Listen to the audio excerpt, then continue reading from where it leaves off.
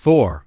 No man has touched me before, now it's you, said the native daughter he found in his cabin. The flickering candlelight cast dancing shadows across the weathered wooden walls as Garrett Whitmore pushed open the creaking door of his remote cabin.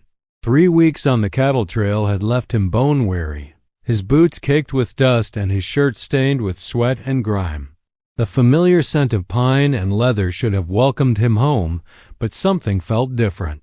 His calloused hand instinctively moved to the Colt .45 at his hip as he stepped inside, his spurs jingling softly against the rough-hewn floorboards. The dying embers in the stone fireplace cast an amber glow across the single room that served as his sanctuary in the vast Wyoming wilderness. That's when he saw her. Curled beneath his wool blanket on the narrow bed in the corner sat a young woman with long raven-black hair that caught the firelight like silk. Her bronze skin glowed in the warm light, and her dark eyes met his with a mixture of defiance and fear. She couldn't have been more than 20 years old, wearing a simple buckskin dress adorned with intricate beadwork that spoke of skilled craftsmanship. Garrett's hand remained on his weapon, though he made no move to draw it. In 30 years of living on the frontier, he had learned to read danger in a person's eyes. This woman possessed no malice, only a desperate wariness that reminded him of a cornered deer. "Easy there," he said, his voice rough from days of shouting commands over howling wind and bawling cattle. "I'm not going to hurt you." The woman's grip tightened on the blanket she had pulled up to her chin. Her breathing was shallow and quick, like that of a wild creature deciding whether to flee or fight. Garrett slowly removed his hat, revealing sandy brown hair streaked with premature gray at the temples. He set the worn Stetson on the wooden table near the door, keeping his movements deliberate and non-threatening. "This is my cabin," he continued, his tone gentler now. "But I'm guessing you already figured that out." The young woman's eyes darted toward the small window, calculating the distance. Garrett noticed the subtle shift in her posture and shook his head slightly. "That window's too small, and there's a 20-foot drop on the other side. The door's your only way out, and I'm standing in it." She remained silent, but her dark eyes never left his face. There was intelligence there, and something else, a profound sadness that seemed far too old for someone so young. Garrett moved slowly to the stone fireplace, keeping his hands visible as he added kindling to the dying embers. The flames caught and grew, filling the cabin with much-needed warmth. The temperature had dropped significantly since sunset, and he could see goosebumps on the woman's exposed arms. "My name's Garrett Whitmore," he said, settling into the wooden chair near the fire. "I run cattle through this valley. Have for about 7 years now." Still, she said nothing.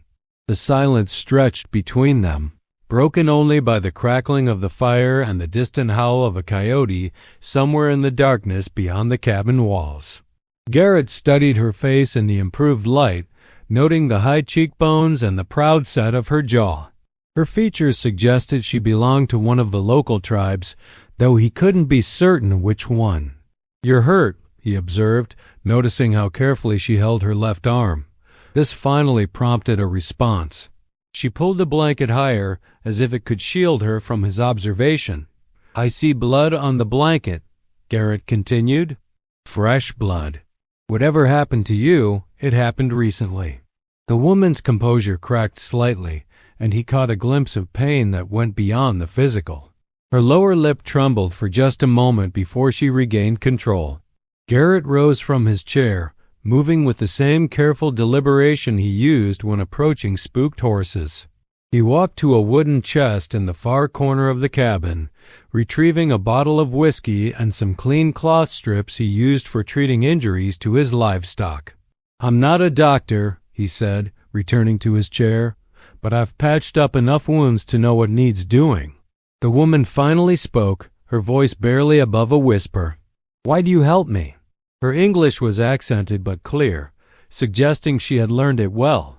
Garrett was surprised by the melodic quality of her voice, despite its obvious strain. "Because you're hurt and you're in my cabin," he replied simply. "Seems like reason enough."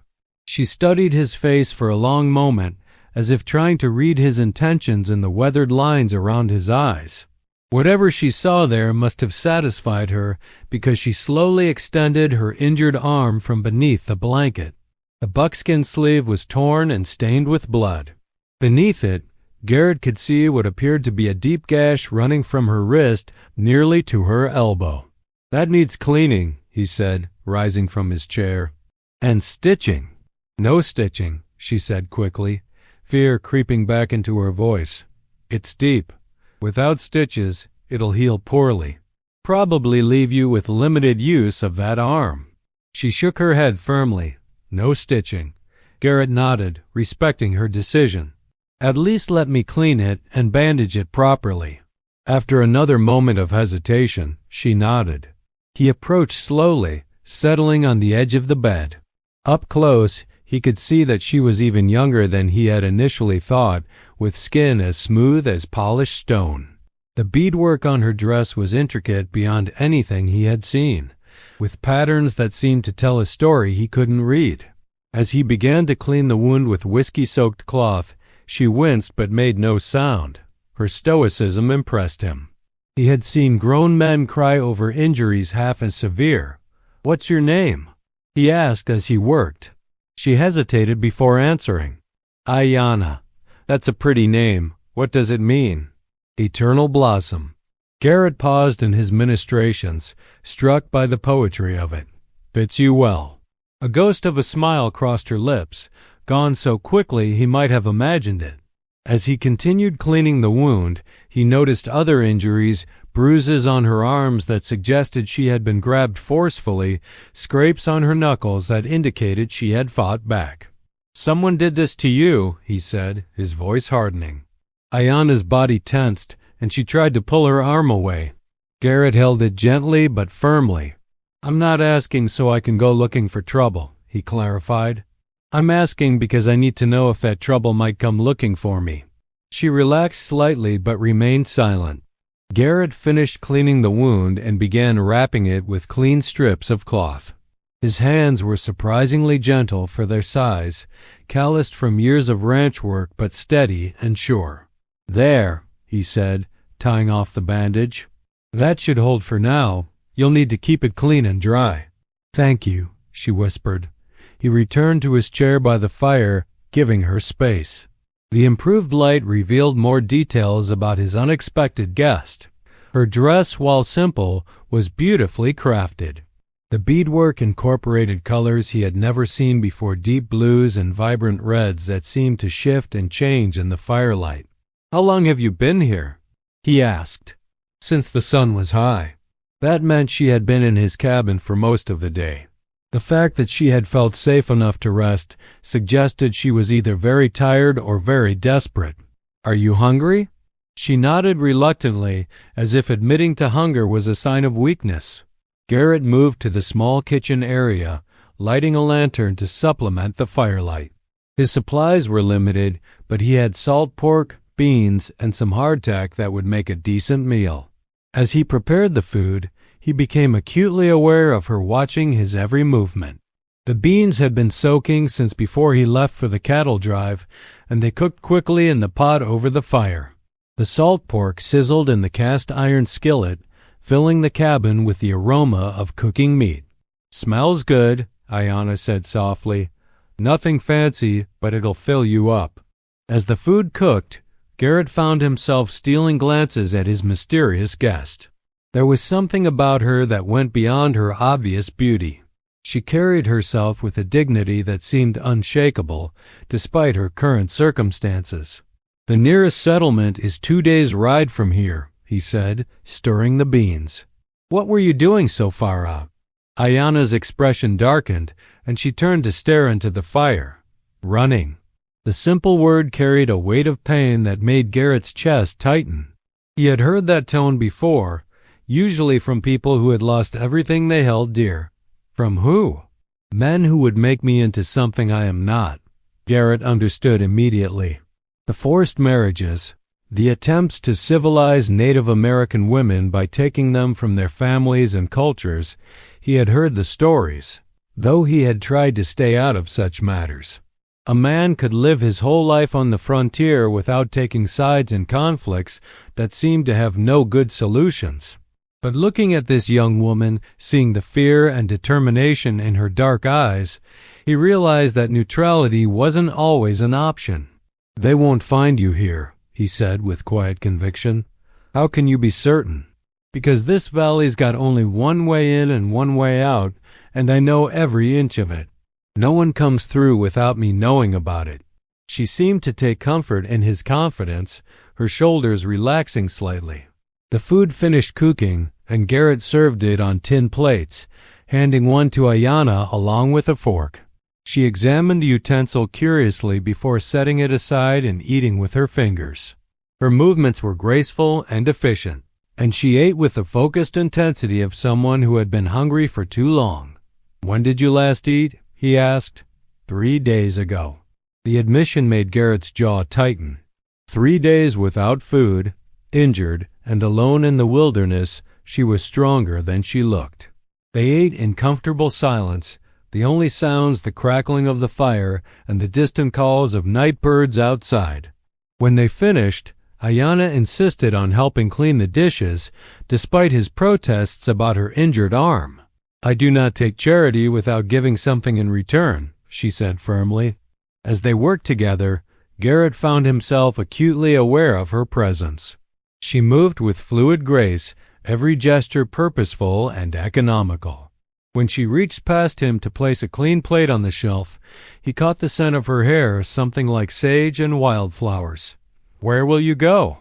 he asked as they finished. "North, to my grandmother's people across the mountains. That's a hard journey, especially alone. I have no choice." The resignation in her voice bothered him more than it should have. He barely knew this woman, yet the thought of her facing the wilderness alone, injured and vulnerable, made something protective stir in his chest. "You could stay here," he heard himself say, "for a few days at least, until your arm heals." Ayanna turned to face him, surprise clear in her dark eyes. "Why would you do this?" It was a fair question, and one he wasn't sure he could answer honestly. There was something about her that called to him, something that went beyond simple compassion for someone in need. "Because it's the right thing to do," he said finally. She studied his face for a long moment, as if trying to read the truth of his intentions in his weathered features. Whatever she saw there seemed to satisfy her, because she nodded slowly. "For a few days only." "Of course." As the fire burned lower, the question of sleeping arrangements became unavoidable. The cabin had only one bed, and Garrett had already decided he would take the floor. But when he began arranging blankets near the fireplace, Ayanna spoke up. "I will sleep by the fire. You take your bed. I'm not putting a guest on the floor, especially an injured one. I am not a guest. I am someone who entered your home without permission." "You're a guest now," he said firmly. They stared at each other across the small cabin, neither willing to back down. Finally, Ayanna's lips curved in what might have been a smile. "You are stubborn. So are you." The standoff continued for another moment before Garrett sighed in exasperation. "The bed's big enough for 2 people to sleep without touching. You take one side, I'll take the other. We'll put blankets between us." Ayanna considered this practical solution and nodded. "This is acceptable." They arranged the sleeping area with an efficiency that spoke to both their experiences with making do in difficult circumstances. A folded blanket down the middle of the narrow bed created a clear boundary, and each took their respective side fully clothed. Lying in the darkness, Garrett found himself intensely aware of her presence just arm's length away. Her breathing was soft and even, but he suspected she wasn't asleep any more than he was. "Garrett?" she whispered into the darkness. "Yeah, thank you." The simple words carried more emotion than entire speeches he had heard from other people. He wanted to tell her that she was welcome, that she could stay as long as she needed, that he would protect her from whatever she was running from. Instead, he simply said, "Get some sleep." But sleep eluded him for hours. Every time he closed his eyes, he saw her face in the firelight, the way her dark eyes had studied him with such intensity. He found himself listening to her breathing, taking comfort in the steady rhythm that told him she was safe and alive just inches away. When he finally did drift off, his dreams were filled with images of raven black hair and bronze skin, of beadwork that told stories he couldn't read, and of dark eyes that seemed to see straight through to his soul. He woke before dawn, as was his habit, but lay still in the gray pre-dawn light, reluctant to disturb the woman sleeping beside him.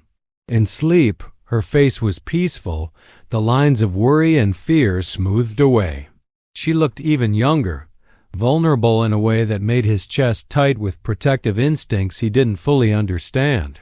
Finally, the need to tend to his horse and check his small herd of cattle forced him from the bed.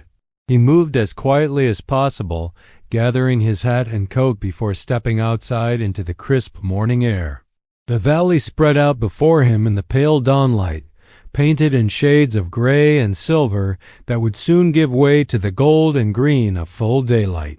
This land had been his refuge for 7 years, a place where he could live by his own rules and answer to no one but himself.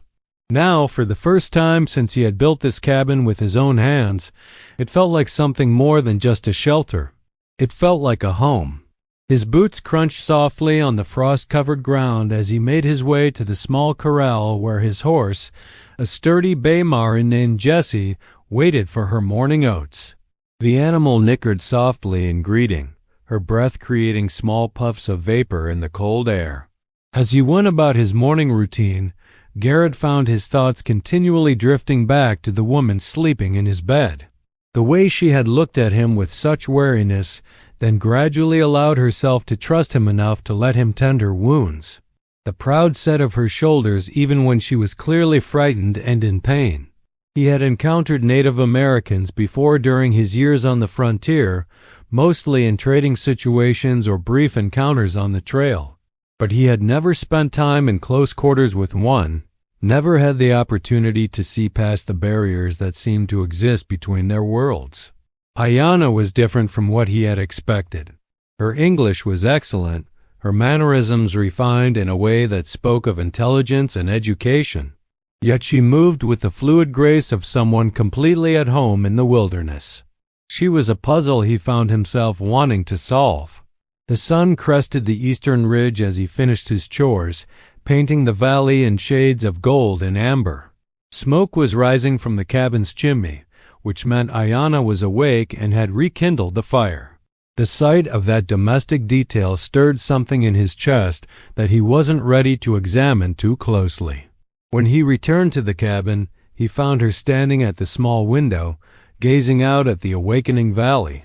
She had braided her long hair into a single plait that hung down her back, and the morning light streaming through the glass highlighted the elegant line of her profile.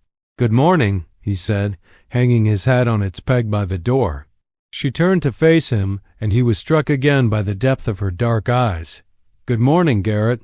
The way she said his name, with just the hint of an accent softening the consonants, sent an unexpected warmth through him. "How's the arm feeling?" She flexed her fingers experimentally. "Better. The pain is less." "Good. We should change that bandage after breakfast." She nodded, then moved to help him prepare the morning meal. They worked together with an ease that surprised them both, moving around each other in the small space without awkwardness. Garrett found himself noticing small details, the way she tilted her head when concentrating, the graceful economy of her movements, the soft sound she made when something amused her. As they sat down to eat, he decided to risk asking the question that had been on his mind since he first saw her. "Those men you were running from, how many were there?" Ayanna's hand stilled on her fork. For a moment, he thought she wouldn't answer. "4," she said finally. "White men from the agency. They came to our village 3 weeks ago with papers that said I was to go with them." "What kind of papers?" "Marriage papers. They said a man named Morrison had paid the agent to arrange a marriage, that I was to go to his ranch and become his wife." Garrett's jaw tightened. He had heard of such arrangements where unscrupulous Indian agents would essentially sell Native American women to white settlers, claiming it was for their own good to help them integrate into white society. And you refused. I refused. Her voice carried quiet pride. My father tried to stop them, but they had soldiers with them. They said if I did not come willingly, the entire village would lose their government rations for the winter. The calculated cruelty of it made Garrett's hands clench into fists. Using the threat of starvation to force compliance was a tactic that went beyond mere injustice into the realm of evil. So you went with them. I went with them, she confirmed. But I did not intend to stay with them. How did you get away? Ayanna's expression grew distant, as if she were seeing the events play out again in her mind. We camped 2 nights ago by a stream. I had been watching, waiting for a chance. They thought I was broken, that I had accepted my fate. They became careless. She paused, touching the bandage on her arm unconsciously. One of them tried to touch me. I fought him. During the struggle, I managed to grab a knife. I cut him and myself and ran into the darkness. The simple recounting of her escape didn't convey the terror she must have felt, the desperation that would drive someone to flee into the wilderness alone and injured. Garrett found himself admiring her courage, even as his anger grew at the men who had put her in such a position. They followed you? For a day, but I know this country better than they do. I lost them in the rocks above the creek, then doubled back and came here. Why here specifically? She was quiet for a long moment, staring into her coffee as if the answer lay in its dark depths. I saw your cabin from the ridge 3 summers ago. My grandmother and I were gathering medicinal plants in the high meadows. You were in the corral with your horse, and I watched you for a while. The admission surprised him. You were watching me? A faint blush colored her cheeks. You were different from other white men I had seen. Patient with your horse. Gentle. When I needed a safe place to hide, I remembered this valley. The knowledge that she had been observing him, forming opinions about his character based on how he treated his animals, touched something deep in his chest. It also explained why she had been willing to trust him, at least partially. You made a good choice, he said. You're safe here. For now.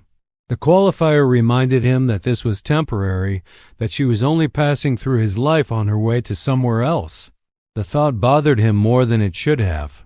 After breakfast, he changed her bandage as promised. The wound was healing well, though it would leave a scar.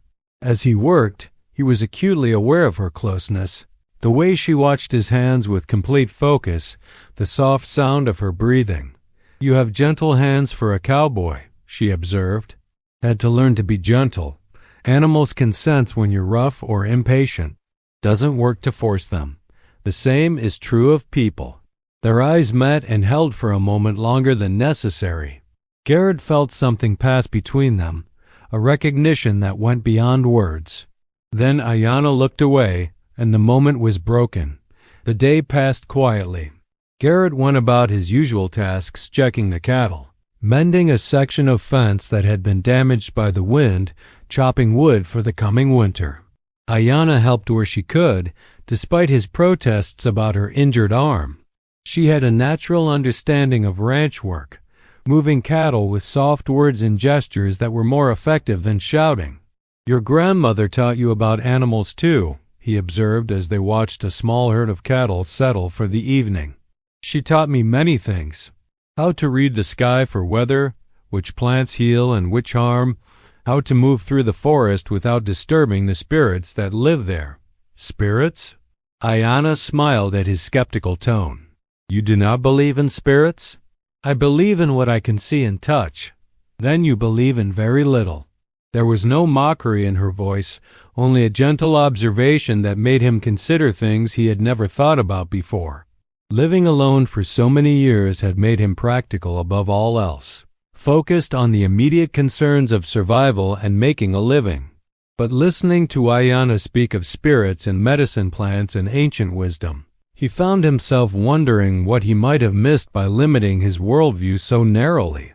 That evening, as they prepared for their second night together, the arrangement felt more natural.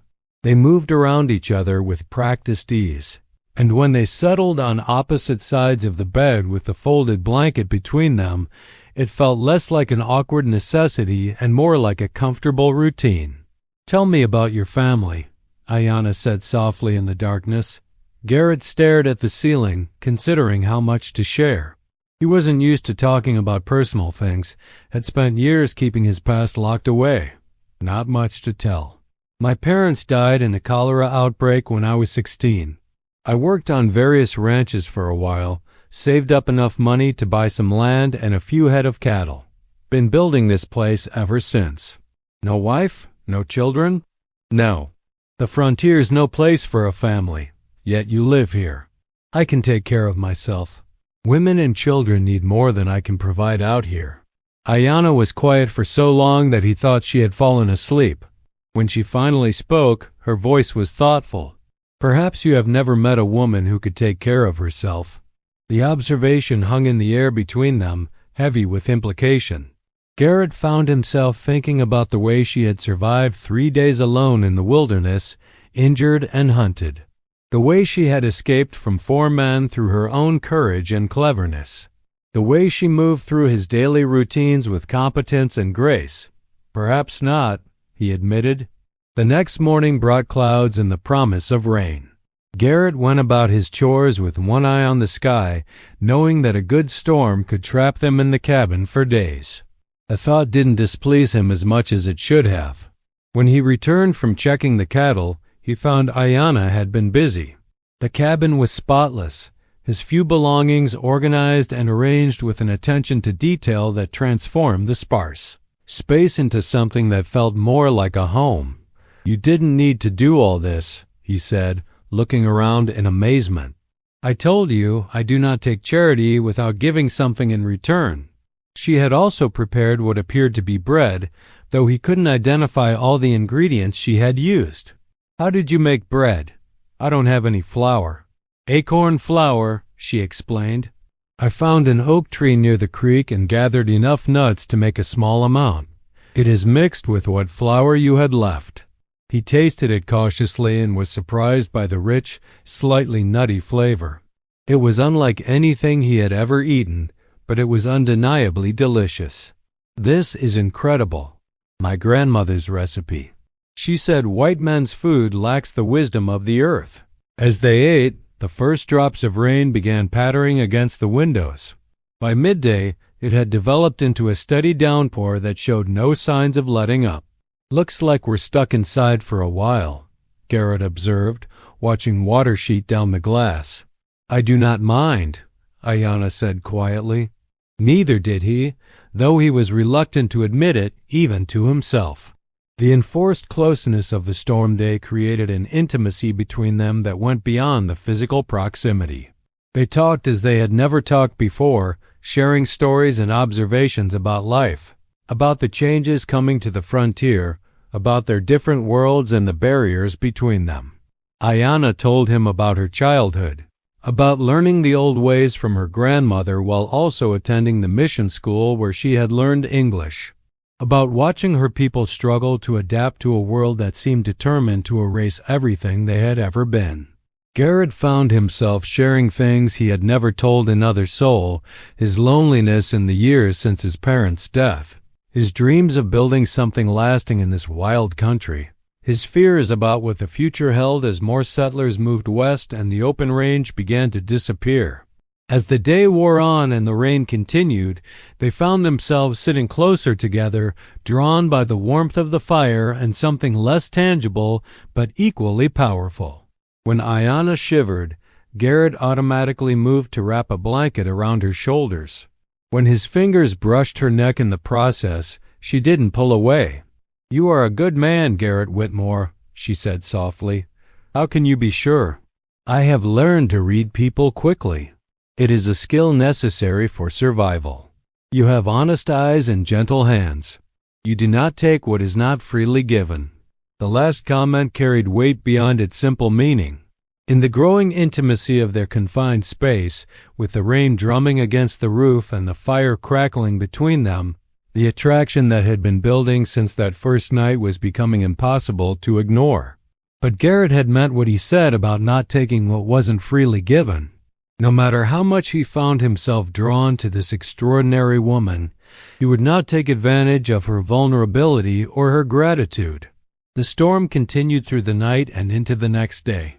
By the second evening, the cabin felt smaller, the bed they shared more intimate despite the careful boundary they maintained.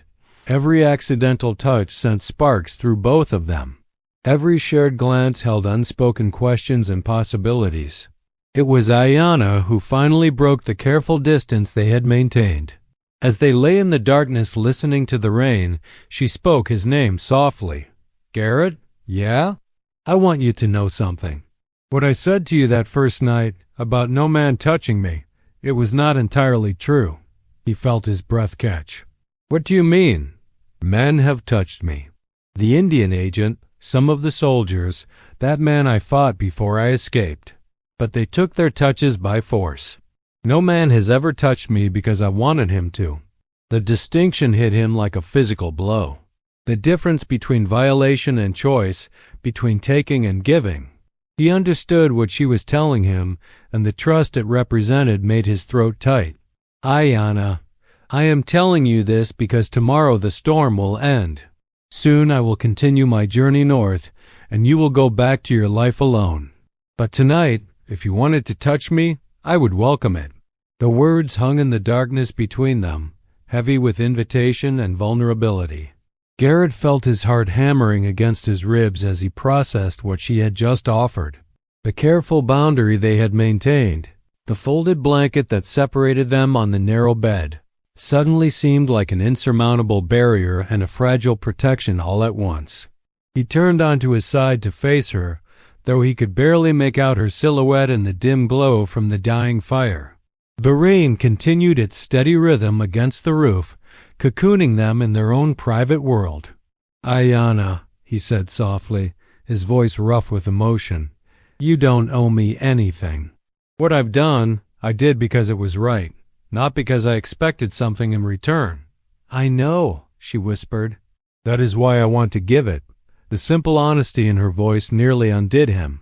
He reached across the space between them, his fingers finding her face in the darkness. Her skin was warm and impossibly soft beneath his calloused touch. "Are you certain?"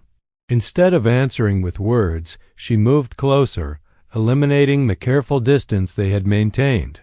The folded blanket fell away as she pressed herself against him, her hand coming to rest on his chest where she could surely feel the rapid beating of his heart. Garrett's arms came around her instinctively, pulling her closer still. She fit against him perfectly, her head tucking beneath his chin as if she had been made for this moment. He buried his face in her hair, breathing in the scent of sage and wildflowers that had haunted his dreams. For a long moment, they simply held each other, both overwhelmed by the intensity of feelings that had been building between them for days. When Ayanna finally tilted her face up to his, Garrett could see the reflection of firelight in her dark eyes. "No man has touched me before, now it's you," she whispered, echoing the words that would define this moment for both of them. He kissed her then, gently at first, afraid of overwhelming her with the passion that threatened to consume him. But she responded with an eagerness that matched his own, her lips moving against his with increasing confidence. Her hands explored the broad plains of his chest, mapping the scars and calluses that told the story of his life on the frontier. What followed was a joining that transcended the physical. It was slow and tender, filled with whispered endearments and gentle touches. Garrett worshipped her with his hands and mouth, treating her like the precious gift she was. Ayanna gave herself completely, holding nothing back, trusting him with her body and her heart in a way that humbled him. In the aftermath, as they lay entwined in the warm cocoon of blankets, Garrett felt as though something fundamental had shifted inside him. The loneliness that had been his constant companion for so many years had been banished, replaced by a sense of completion he had never imagined possible. Ayanna traced lazy patterns on his chest, her breathing gradually returning to normal. When she spoke, her voice was soft and wondering. I understand now why my grandmother spoke of the sacred union between man and woman. There is magic in it. Garrett tightened his arms around her, pressing a kiss to the top of her head. There's magic in you. They talked quietly as the fire burned lower, sharing intimate thoughts and dreams they had never spoken aloud before. Ayanna told him about her childhood games with her cousins, about the stories her grandmother told on winter nights, about her secret wish to see the ocean someday. Garrett shared his memories of his parents, his hopes for expanding his ranch, his fears about the changing world around them. As dawn approached, exhaustion finally claimed them both. They fell asleep wrapped in each other's arms, the careful boundaries of the previous nights forgotten. For the first time in years, Garrett's sleep was peaceful and dreamless, his subconscious mind finally at rest. He woke to the sound of voices outside the cabin. The realization hit him like a physical blow. Multiple male voices speaking in low, urgent tones. Horse hooves squelching in the muddy ground left by the storm. The jingle of spurs and the creak of leather that spoke of men who had been riding hard. Beside him, Ayanna was already awake, her body rigid with tension. She had heard them too. Stay quiet, he whispered, slipping carefully from the bed. The morning light filtering through the windows was gray and weak, but it would be enough for the men outside to see movement if he wasn't careful. He grabbed his Colt from the holster hanging on the bedpost, checking the cylinder with practiced efficiency. 6 bullets. If these were the men hunting Ayanna, 4 according to her count, he would have enough if it came to shooting. But he hoped it wouldn't come to that. Moving to the window, he peered carefully through a gap in the curtains. 4 men on horseback sat in his yard, steam rising from their mounts in the cool morning air. They wore the rough clothing of men who lived hard lives, but their horses were good quality and their weapons well maintained. These weren't drifters or common outlaws. The man in front was older than the others, with graying hair and cold eyes that missed nothing as they surveyed the cabin. He had the bearing of someone accustomed to command, to having his orders followed without question. Morrison's men, Ayanna whispered, appearing at his shoulder. She had wrapped a blanket around herself, but Garrett could feel her trembling. You know them? The older one is Carlisle, Morrison's foreman. The others work for him, too. Garrett studied the men more carefully. Hired guns, then. Men who followed orders without asking too many questions about right and wrong. Whitmore. The foreman called out, his voice carrying easily across the small yard. We know you're in there. We just want to talk. Garrett considered his options. He could pretend to be asleep, hope they would move on. But good horses left tracks, and these men would have followed Ayanna's trail to his door. They knew she was here. He could try to negotiate, see what they were willing to accept. But men like these rarely negotiated from anything but a position of strength. That left fighting, and against 4 experienced gunmen, the odds were not in his favor. What do you want to talk about? He called back, moving away from the window so they couldn't pinpoint his location. You know damn well what we want to talk about. You've got something that belongs to Mr. Morrison. I don't know any Morrison. Sure you do. Big ranch owner down in Colorado Territory. Paid good money for a wife, and she ran off before the wedding. We tracked her here. Garrett felt anger building in his chest at the casual way they spoke of Ayanna as property to be bought and sold. But he kept his voice level. Haven't seen any runaway brides around here. Carlisle's laugh was harsh and humorless. That's funny, Whitmore. Real funny. Because we followed her tracks right to your door. Fresh tracks, too? Made during that storm we just rode through. The man was good at his job, Garrett had to admit. Tracking someone through a rainstorm took skill and persistence. Even if I had seen someone, Garrett called out, what makes you think I'd hand them over to a bunch of hired thugs? Because if you don't, we're going to burn this place down around your ears. The threat was delivered in the same conversational tone one might use to discuss the weather. These men were professionals, experienced in the application of violence to achieve their goals. Garrett glanced at Ayanna, who had moved to stand beside the fireplace. Her face was pale but determined, and he could see her mind working, considering options. "Give me a minute to think about it," he called out. "You've got 5 minutes," Carlyle replied. "Then we start shooting." Garrett holstered his Colt and moved away from the window, his mind racing through possibilities. The cabin's thick log walls would stop most bullets, but not all. The windows were obvious weak points, and if they had any sense, they would position men to cover both the door and the back of the cabin. "There is another way," Ayanna whispered.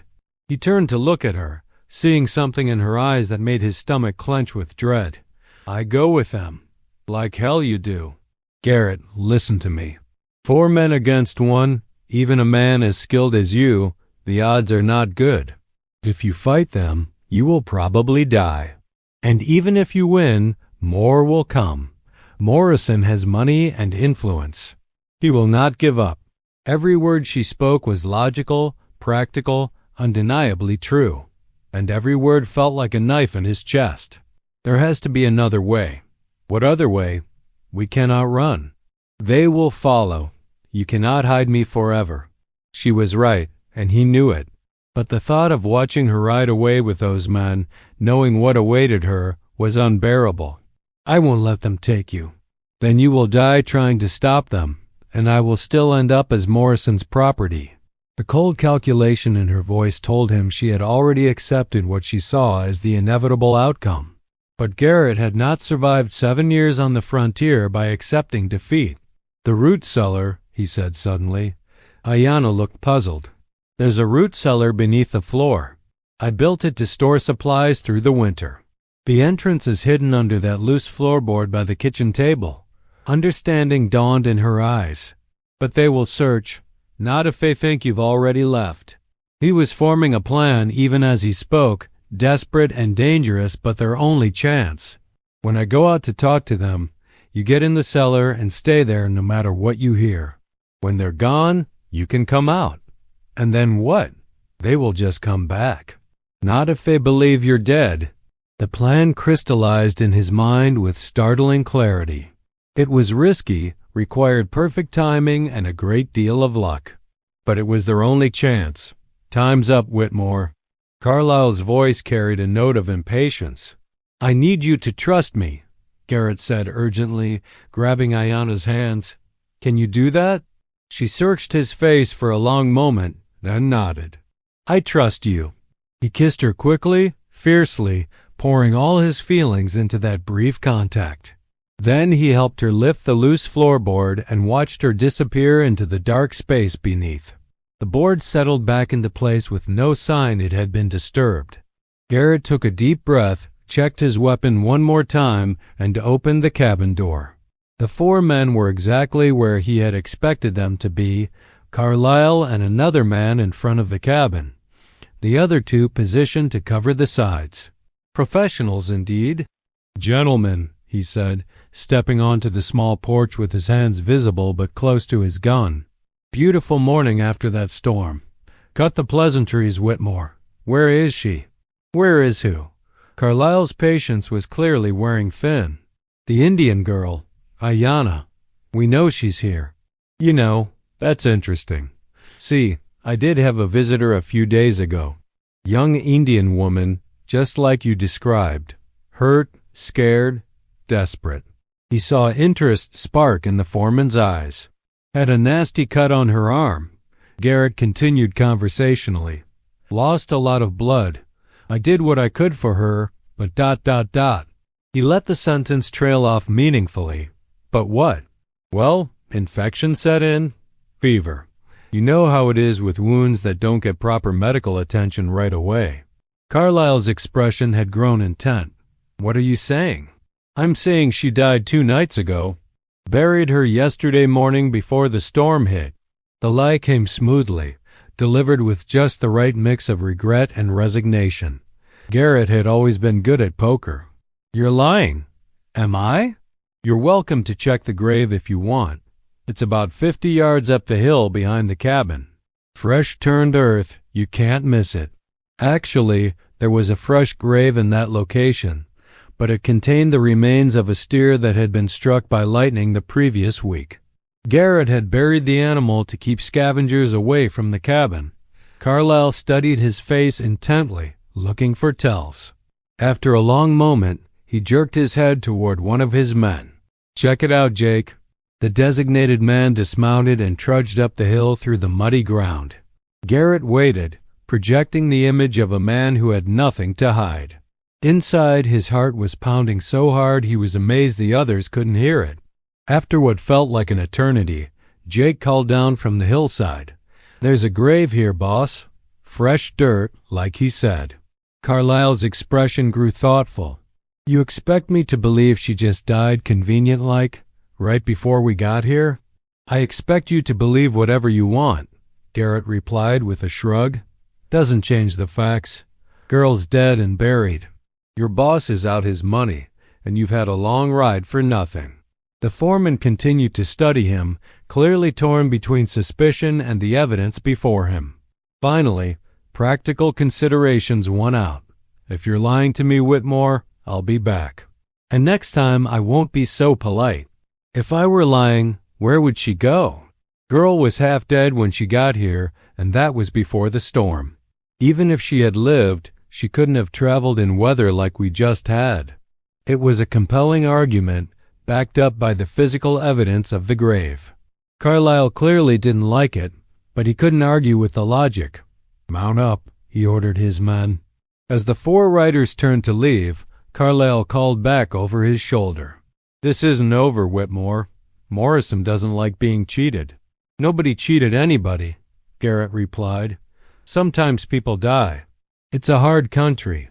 He remained on the porch until the sound of hoofbeats faded completely into the distance. Only then did he allow himself to breathe normally again.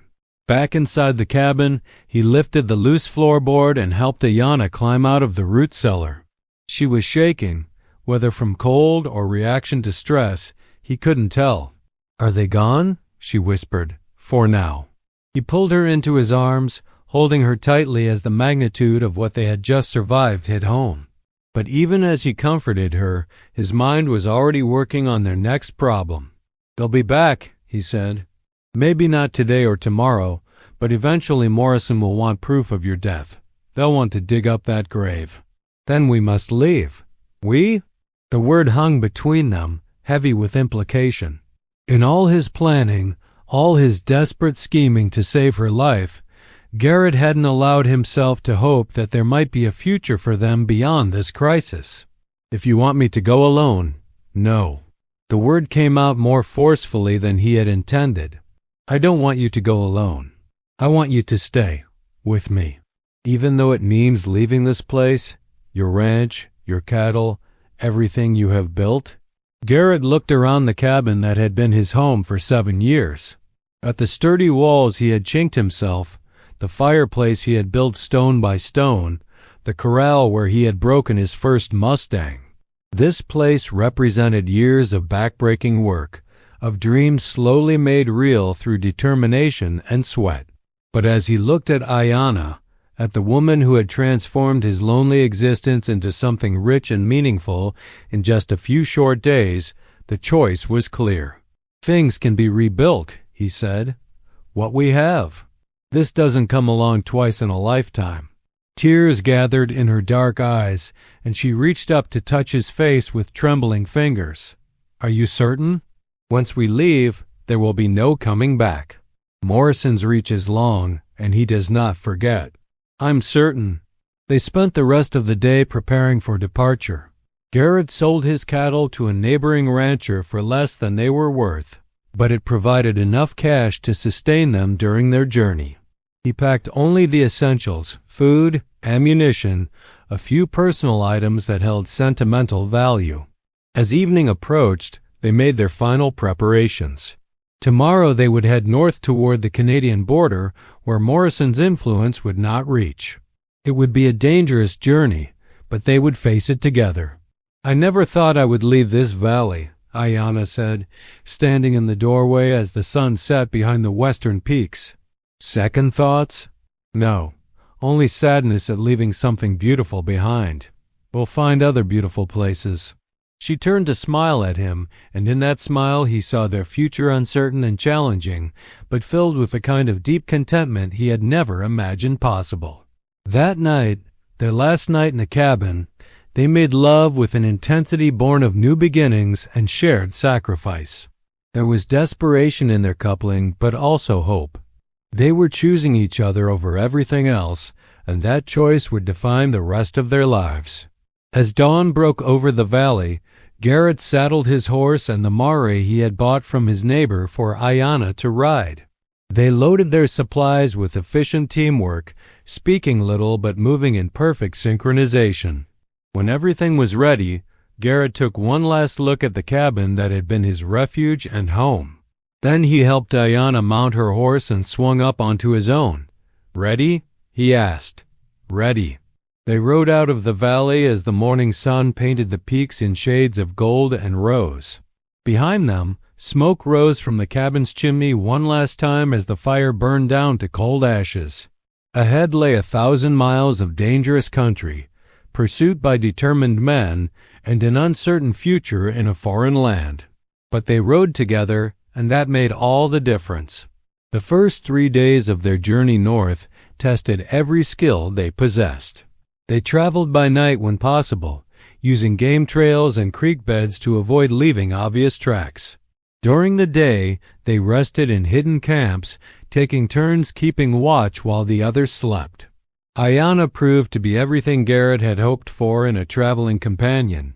She knew the country better than any map could show, leading them through passes and valleys that would have taken him weeks to discover on his own. Her knowledge of edible plants supplemented their provisions, and her ability to move silently through the forest kept them undetected when they encountered other travelers. On the fourth night, as they made camp in a grove of aspen trees high in the mountains, Garrett finally allowed himself to believe they might actually escape. "How much farther to the border?" he asked as they shared a meal of rabbit Ayana had snared earlier. 10 days, maybe 12 if the weather turns bad. She was studying the stars through the canopy of leaves above them, using celestial navigation techniques her grandmother had taught her. "And your grandmother's people, will they accept me?" It was a question that had been weighing on his mind since they left the valley. He was giving up everything he knew to follow her into a world where he would be the outsider, the one who didn't belong. "My grandmother married a French trapper when she was young," Ayana said softly. "Their love story became legend among our people. She will understand what we have chosen."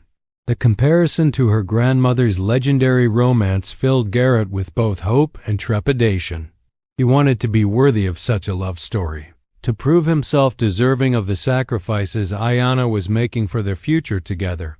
What was her husband like? The French trapper? Strong like you. Patient like you. He learned our ways, became more than white or Indian. He became something new. The idea of becoming something new, of transcending the limitations of his upbringing and culture, appealed to Garrett in ways he was still discovering. Life with Ayana had already shown him possibilities he had never imagined. As they settled down for the night, Ayana moved closer to him, seeking warmth in the cool mountain air. They had maintained their physical intimacy throughout the journey, finding comfort and connection in each other's arms despite the constant danger. "Do you ever regret leaving?" she whispered in the darkness. "Never," he replied without hesitation. "Do you regret the choice you made in my cabin that night?" "Which choice?" "To trust you or to give myself to you?" "Both." She was quiet for a moment, considering her answer with the thoughtfulness that characterized everything she did. "I regret nothing," she said finally.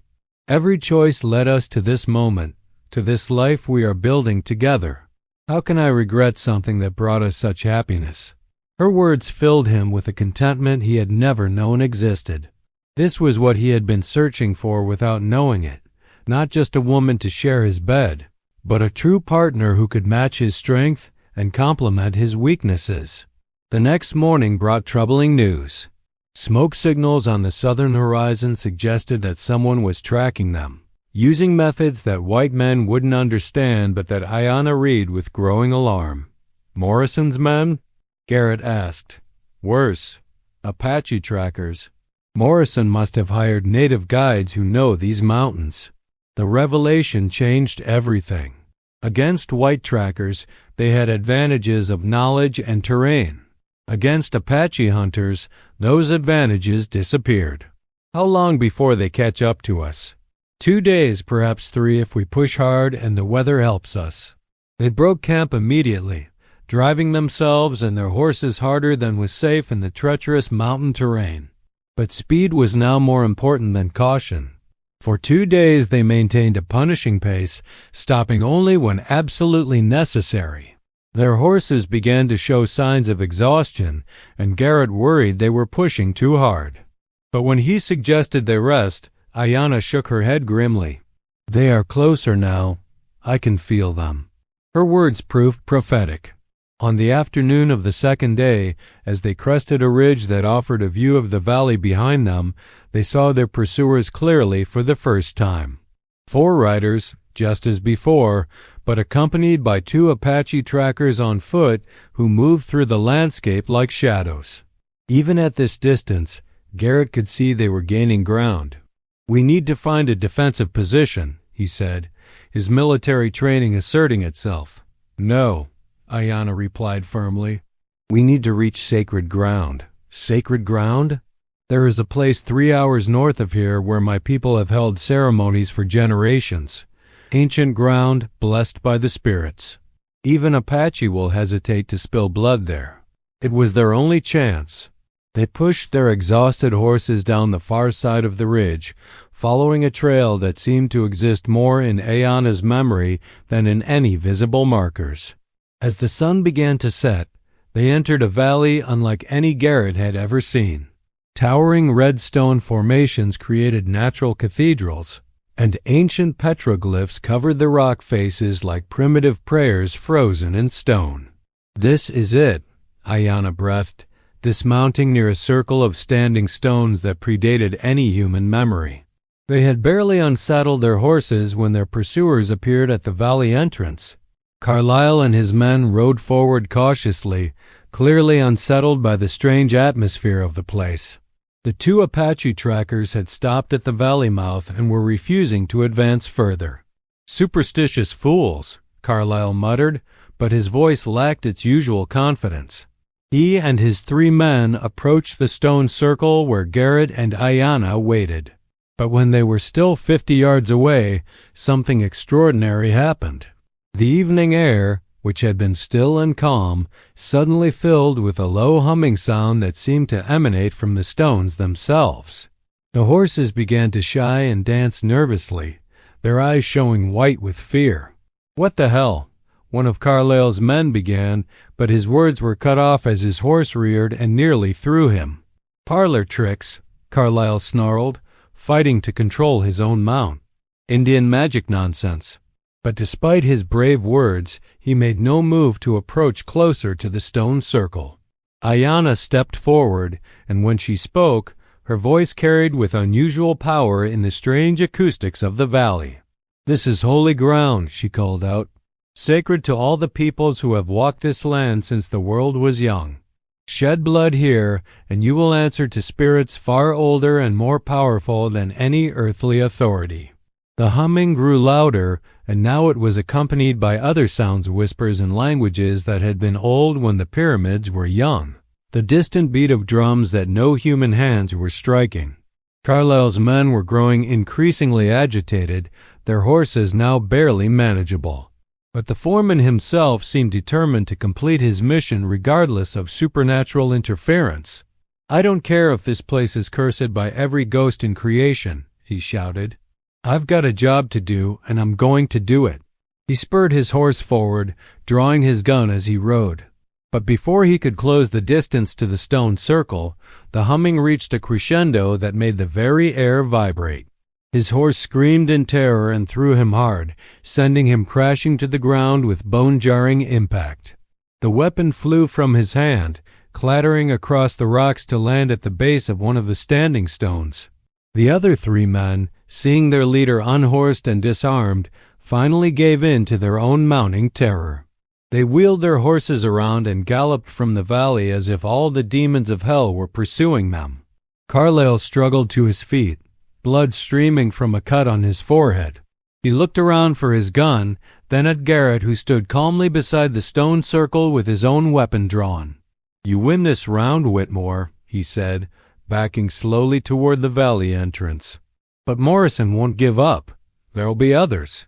"Maybe," Garrett replied, "but they'll have to find us first." Carlyle retrieved his horse and mounted with visible difficulty. As he rode away, he called back one final threat. "This isn't over."